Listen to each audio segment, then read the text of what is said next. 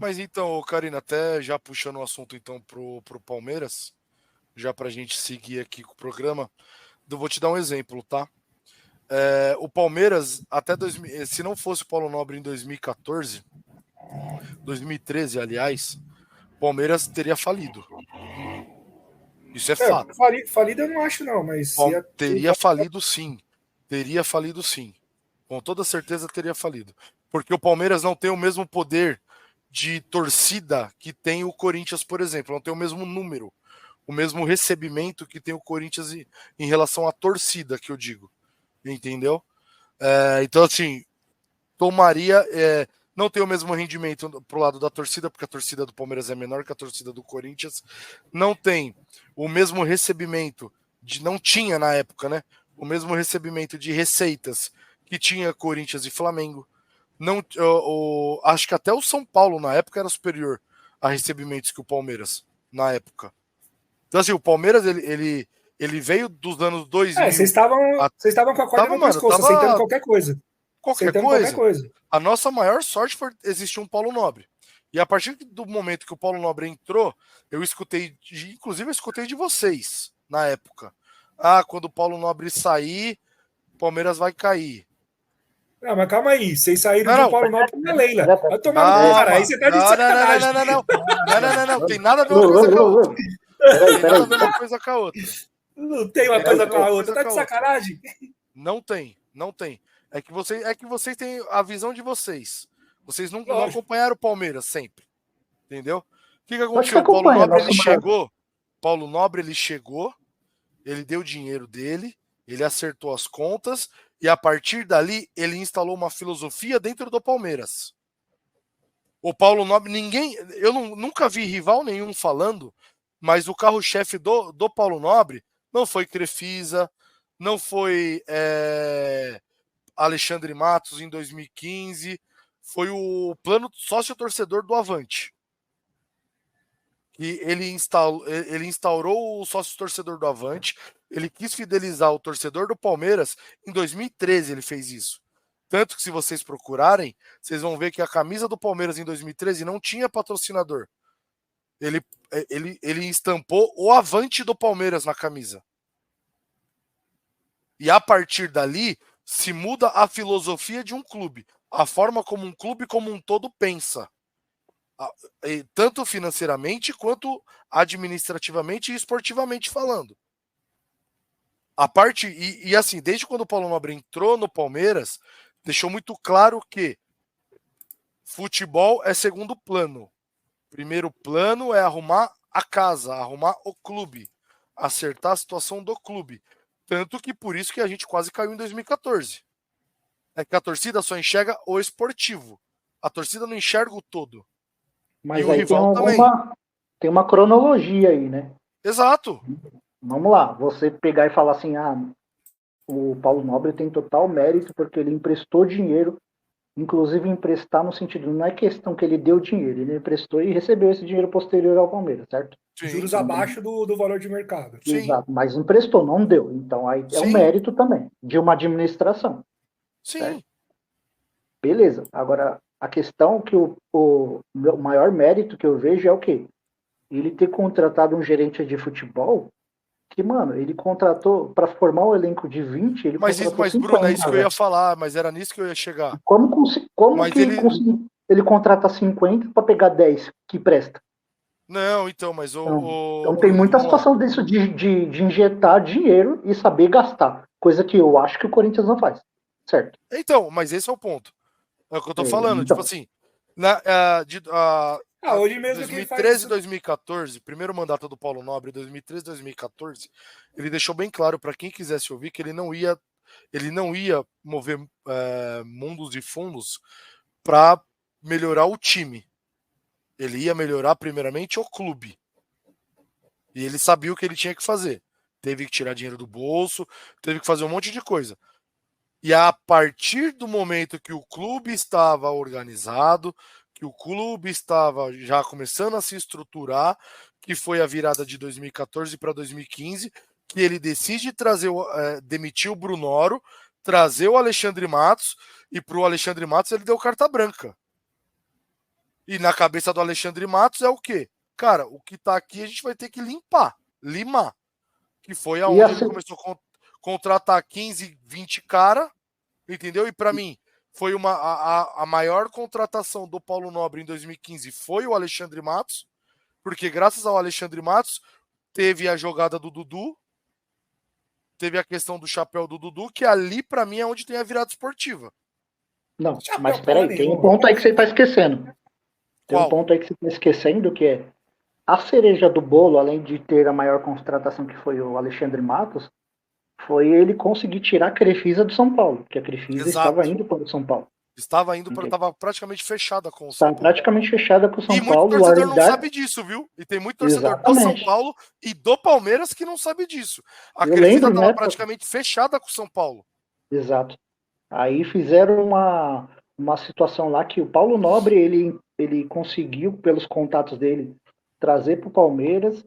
Aí veio a Leila para o Palmeiras, porque o marido da Leila nem é muito ligado em relação ao futebol, mas a Leila se interessou e foi lá e fechou com o Palmeiras. Sim. Aí juntou. E ela é palmeirense mesmo? Não, ela é vascaína. A máquia é palmeirense, o marido dela é palmeirense. Ela fala Palmeiras. Ela fala Palmeiras. Vocês estão mais calmos? Ela é mágico. Mas isso vai virar meme, hein, Bruno? Eu vou fazer isso aí virar meme. Aí se liga, aí o que juntou? Juntou a melhor contratação de você ter um diretor como o Matos, a injeção de dinheiro do Nobre para a juros abaixo do mercado, mais Crefisa. Nessa circunferência toda aí, gerou essa gestão do Palmeiras que conseguiu melhorar muita coisa, aliado ao fato do estádio ainda assim, naquela época, ter uma boa relação com a W Torre. Sim. Entendeu? Aí fechou, pô. Não, e aí, além de tudo isso, que, por exemplo, o que não acontece em muitos clubes é o quê? Porra, trocou o presidente. Tá dando certo? Mantém. Porque, basicamente, é o que é feito, cara. É o que é feito. O Gagliotti manteve o que o Paulo Nobre fez e a Leila vem mantendo o que o Gagliotti fez. É que no caso da Leila, gera aí esse ruído porque ela é patrocinadora e hoje presidente do clube. O que muito torcedor não leva em consideração é que quando foi feito o contrato de renovação com a Crefisa, que aí tem muito essa questão da briga, tal, dos valores que a Crefisa paga ou não, concordo com os valores que a Crefisa paga hoje? Não concordo. Só que o que foi feito foi uma renovação antes de haver essa mudança de mercado. Cara, você não concorda? Quando houve a renovação... Hã? Você não concorda com os valores da Crefisa? Não. Que hoje é pago para o Palmeiras pela Crefisa diante do que é pago para os outros clubes, eu não concordo. Já está defasado. A questão é... Hã? Tá defasado. Mas na época defasado. Que fechou, era Só que na época não estava. Só que na época não estava. O grande problema aí é o seguinte, não é o valor, foi o tempo que foi feito o contrato. O tempo e o contrato hoje, porque assim, o tempo foi o maior problema, porque naquela época você fechava, naquela época você fechava um contrato master. Você colocava na frente da camisa, atrás da camisa, no calção, nas omoplatas, em todas as partes. Naquela época era esse o marketing, certo? Sim. Hoje em dia você vê Flamengo fechando na frente com Pixbet, atrás da camisa do Flamengo é Mercado Livre. Sim. Entendeu? Por valores totalmente diferentes, certo? Exato. Aí o meião é uma outra coisa, a omoplata é outra. Então hoje é um outro marketing em relação a vendas de direitos de exibição na camisa do clube. Por isso que o do Palmeiras hoje está defasado. Exato. Então assim, defasado está, mas assim, hoje eu não a critico por conta disso, por não pagar mais, porque, cara, é um contrato. E esse contrato foi assinado com o Gagliotti ainda, não foi com ela. Não foi ela que fez o Chaves vendendo churros, tá ligado?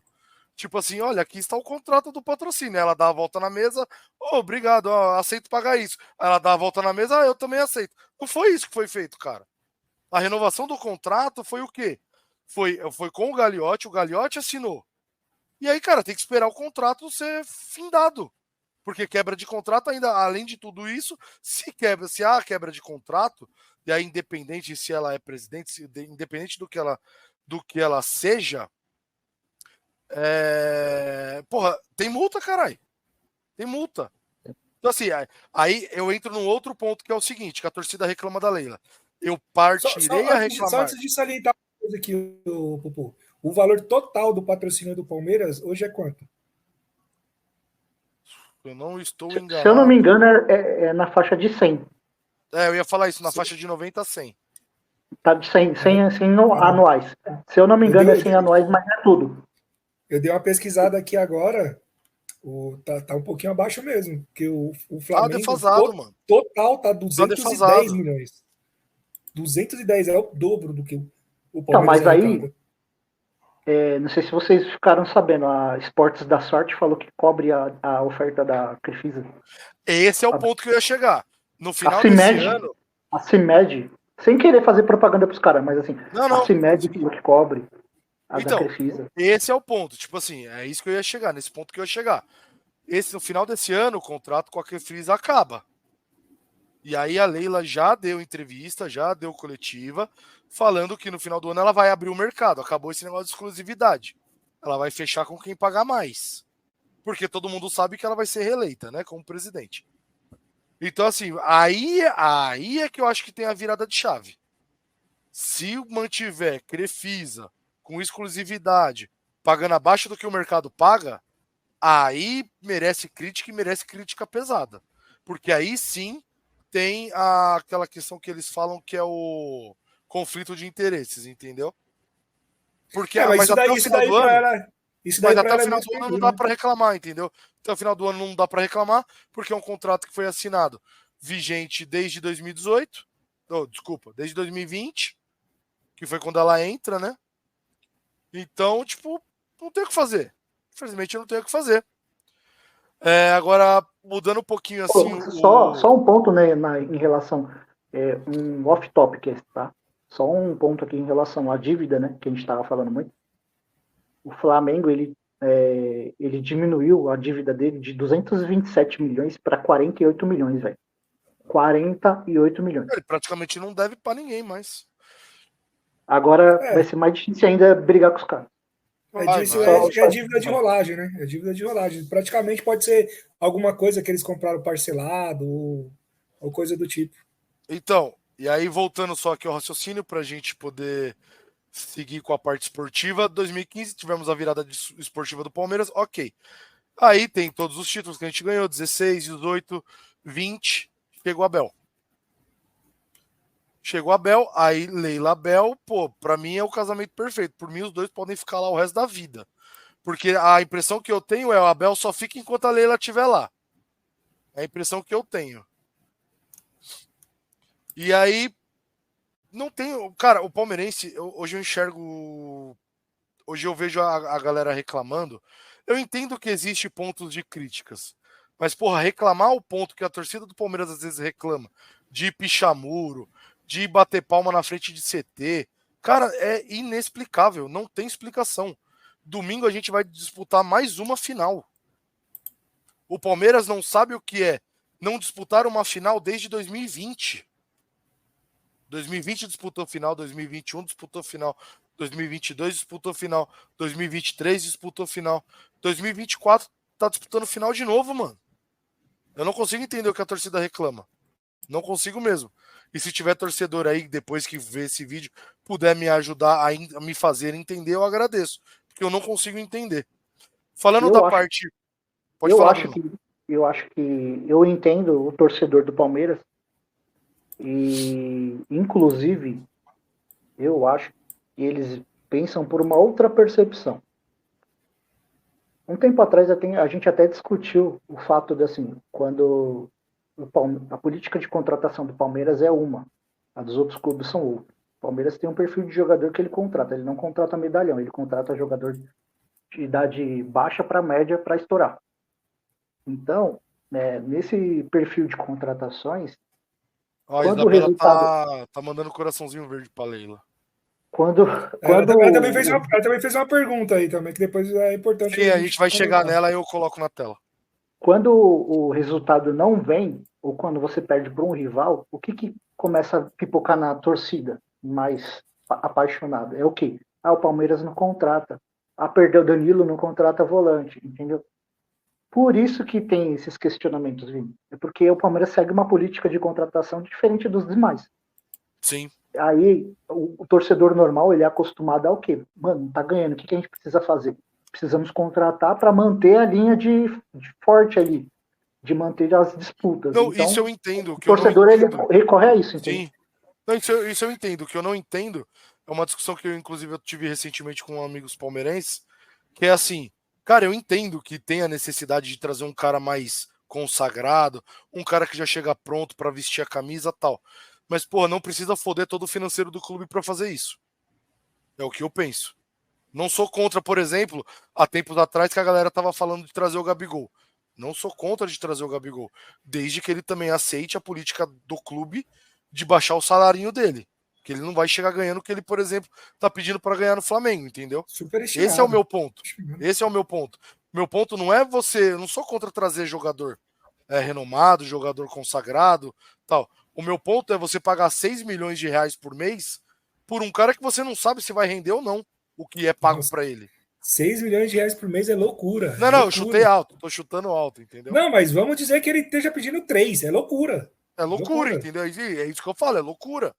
Que é o que o Corinthians tá fazendo com o Palmeiras. Eu acho o Gabigol um ótimo jogador, mas não para ganhar 3 milha por mês.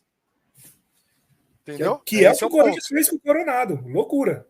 Esse é o Como ponto. você vai pagar 2 milhões e entrar lá com um jogador eu vou pedir aqui 2 segundinhos de um espaço aqui só para eu mandar um beijo para minha princesinha, que ela falou que ela tá assistindo. Liz, um beijo.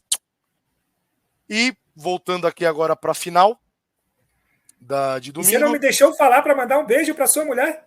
Não, minha mulher não, minha enteada, minha você princesinha. Você está correto. Parte esportiva do Palmeiras, então, para esse ano, que era o intuito, né? A gente acabou entrando nesse assunto de dinheiro e tal. Eu acabei me animando aqui. Sobe a pergunta da Isabela aí. Palmeiras pro ano de 2024. Isabela perguntou: Palmeiras consegue manter a boa fase com a saída do Endrick? Eu acho que manter a boa fase, sim. Fazer o que, por exemplo, fez contra o Botafogo, eu acho mais difícil. Sendo muito sincero. Porque, para mim, o Endrick foi o principal responsável por aquela virada do jogo contra o Botafogo no ano passado. Manter a boa fase, Isabela, eu acho que a gente consegue manter. Porque a gente conseguiu manter o Abel, pelo menos até o final do ano que vem ainda. Eu acho que o mérito do Palmeiras de 2020, de 2021, 2020 nem tanto, mas 2021 para cá é muito do fruto do trabalho do Abel. O Abel, ele prioriza muito mais o coletivo do que o individual. Ele tenta montar o time para que seja homogêneo, coeso, para disputar qualquer tipo de campeonato. Obviamente que ele tem as falhas dele, eu sei que o Bruno vai comentar isso, de colocar o Endrick de lateral em alguns jogos, por exemplo, mas talvez ele tenha feito isso exatamente para a gente não sentir tantas saudades do Endrick, viu, Isabela? Mas assim, no geral... É que vocês passam pano mesmo. Pro Abel? Algumas coisas sim. Cara, eu passo o pano que o Abel quiser para ele, meu irmão. O Abel, ele é o único técnico que eu considero como ídolo no Palmeiras, para mim. Ok, mas isso aí é uma coisa, outra coisa é outra coisa.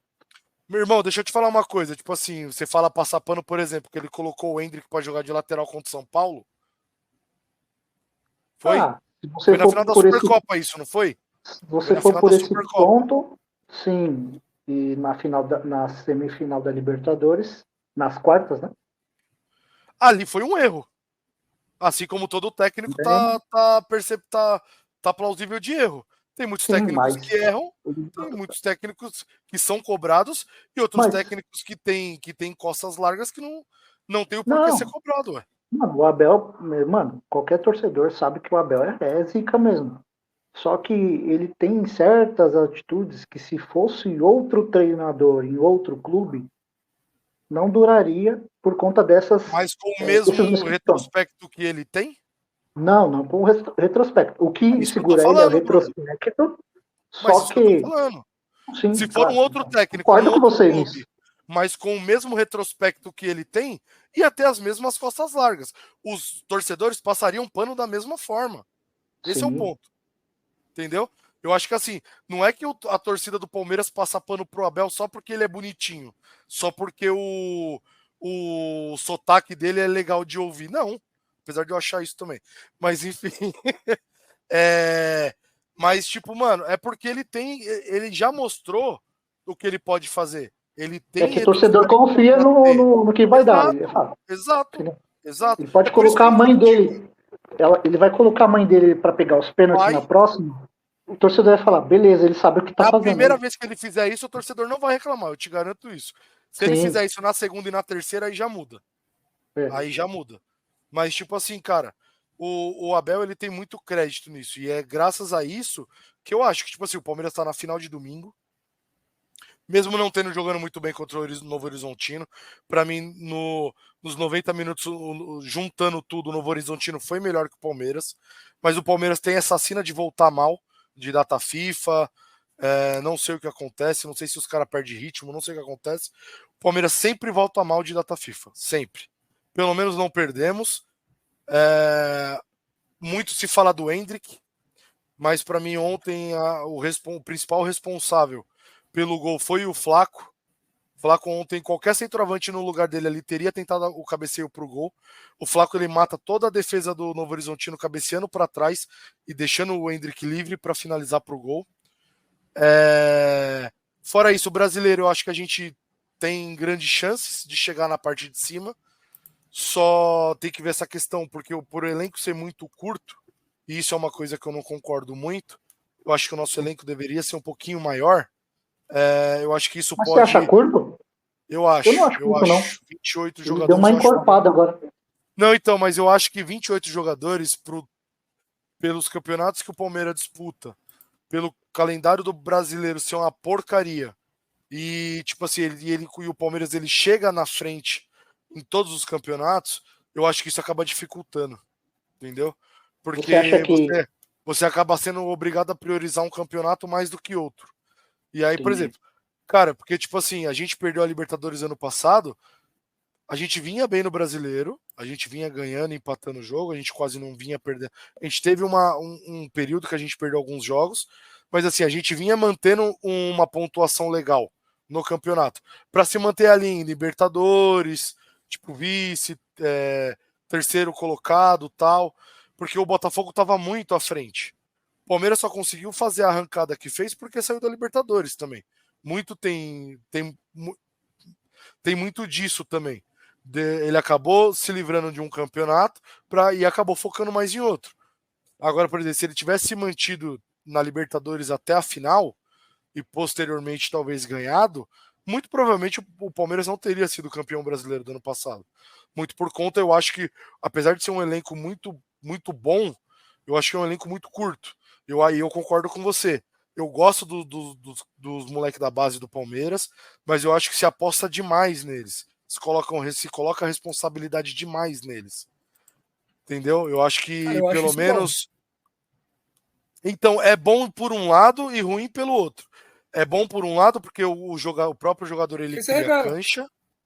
cria cancha, ele se revela, e ruim por outro lado, porque se você aposta muito em base e a base não retorna, a torcida começa a chiar. Eu tenho uma Sim, percepção que a base do Então?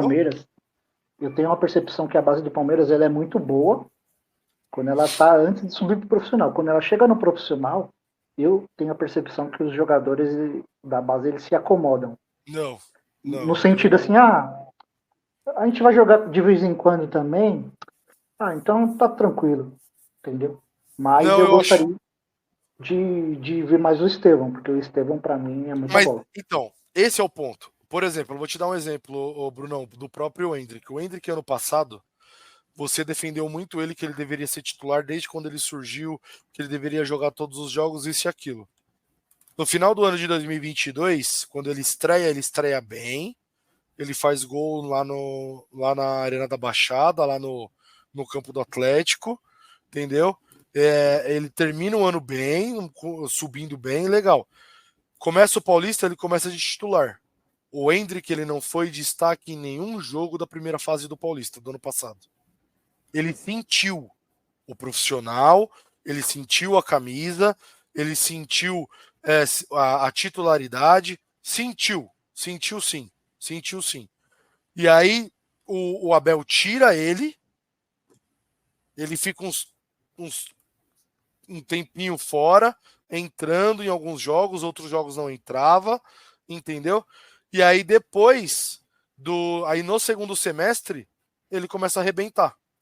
Então, mas ele ia sentir mesmo, não tem como o cara manter. Cara, eu tenho uma ressalva Não, então, mas esse é o ponto. O que eu acho que acontece, que você vê como os caras estarem acomodados, eu vejo como período de maturação. Não dá pra você, por mais que o time esteja bem, não dá pra você jogar o cara lá só porque o time tá bem. Porque o cara vai sentir a mesma pressão se o time tiver pra cair. Na minha visão.